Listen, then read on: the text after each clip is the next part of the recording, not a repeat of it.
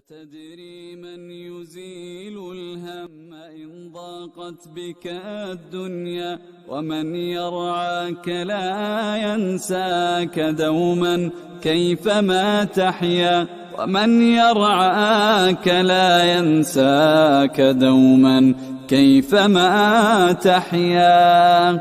فسبحان الذي يهدي ويشفي حيرة العبد، ويعطي دون ما حد جزيل الأجر في الدنيا، جزيل الأجر في الدنيا.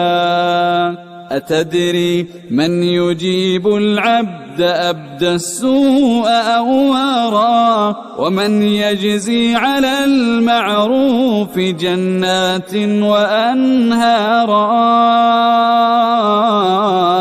وأنهارا.